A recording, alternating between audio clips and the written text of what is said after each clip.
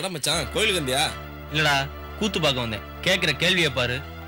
ஏய், நானும் உங்களை கொஞ்ச நாளா கவனிச்சுட்டே தான் வர்றேன். நீங்க போற போக்கே சரியில்லை. ஏய், என் மனசு அவளுக்காக வாழ்ந்துகிட்டு இருக்கா. தயவு செஞ்சு விலகி போயிடுங்க. இன்னும் 1 மாசத்துல பாடுறா கல்யாண பத்திரிக்கை வந்து உங்களை சந்திக்கிறேன். ஏன் டென்ஷன் ஆகுற? நான் உன்னை லவ் பண்ணேன்னு சொன்னாளா? அப்படி சொல்லிட்டோம், நாங்க விளைவிக்கிறோம். என்னடா? கரெக்டா, 3 பேரும் பேசி பார்ப்போம். அவளுக்கு எவனை பிடிக்குதோ மற்ற 2 பேரும் விலகிப்போம்.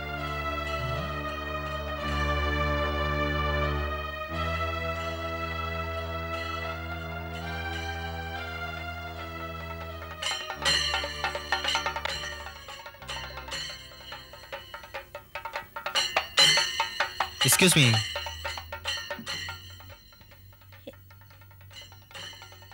நீங்க 3 பேருமே என்கிட்ட ஏதோ சொல்லணும்னு நினைக்கிறீங்க, ஆனா சொல்ல தயங்குறீங்க.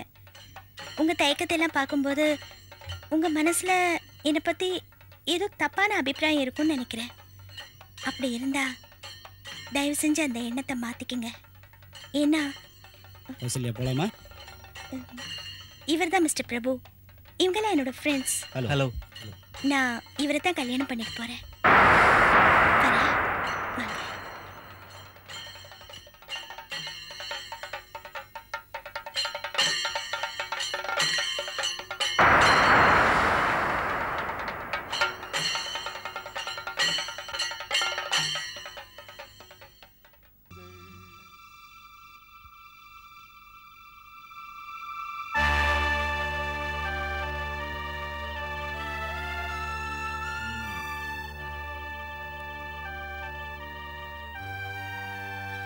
வாங்கடா லட்சியவாதிகளா. ஆஹா, என்ன உங்க லட்சியமெல்லாம் நிறைவேறிச்சு போல இருக்கு. அதான் இப்ப கோயில்ல பார்த்தனடா, ஆளுக்கு வாயில அரைப்படி மண்ணை கவிட்டு வந்தீங்களே.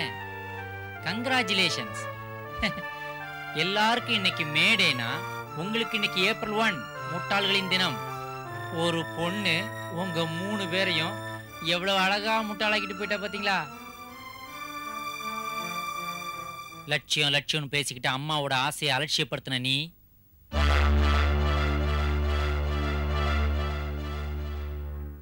அதே லட்சியத்தை பத்தி பேசியே கிடைச்ச வேலையை உதறிட்டு வந்த நீ, லட்சியத்தை பத்தி பேசிக்கிட்டு நல்ல நேரம் நமக்கு வருமானு காத்துக்கிட்டு இருந்த நீ,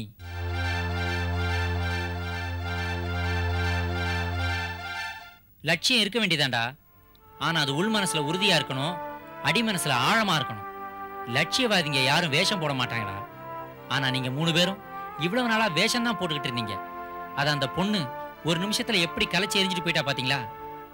நீங்க மட்டும் இல்லடா, இந்த நாட்டுல ஏகப்பட்ட யங்ஸ்டர்ஸ் இந்த மாதிரி தான் திக்கு தசை தெரியாம ஓடிக்கிட்டும் திணறிக்கிட்டும் இருக்காங்க. அவங்க அத்தனை பேருக்கும் அட்வைஸ் பண்றதுக்கு எனக்கு டைம் இல்ல. நான் ஒன்னும் இன்ஸ்டியூட்டோ கரஸ்பாண்டன்ஸ் கோர்ஸோ அதுக்காக வச்சு நடத்தல.